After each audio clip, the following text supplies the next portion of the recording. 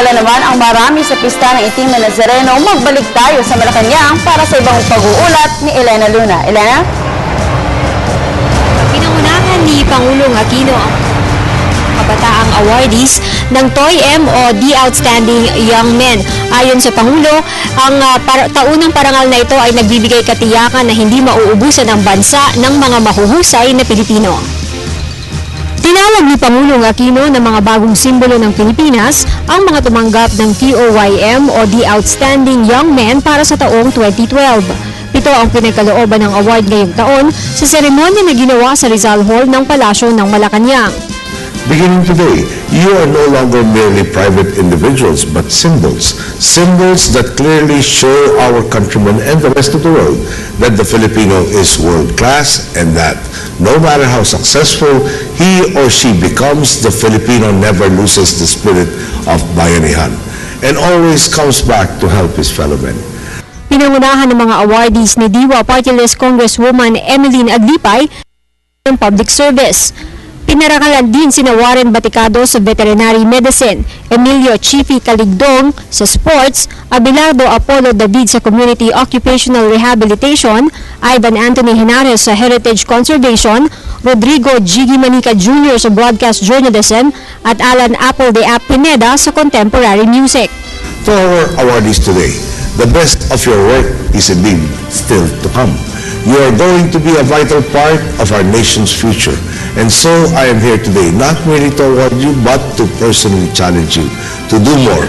What I have learned as president is that no single person, no single entity or corporation or government can manage the full-scale turnaround of this country solely on their own. We need each Filipino to do their part.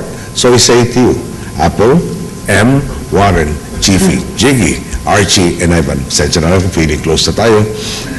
This country needs you to continue being creative, excellent, and relevant.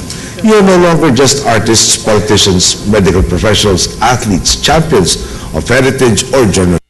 You are inspirations to our countrymen.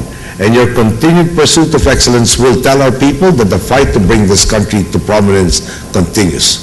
Rest assured, I will stay the course with you. Together, let us start the new year right. As we leave this hall today, let us get back to our desks, our clinics, our concert halls, our football fields, more energized than ever before, and show our countrymen and the world just how outstanding the Filipino is.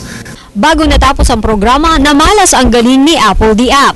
3 kanta ang kanyang ibinigay.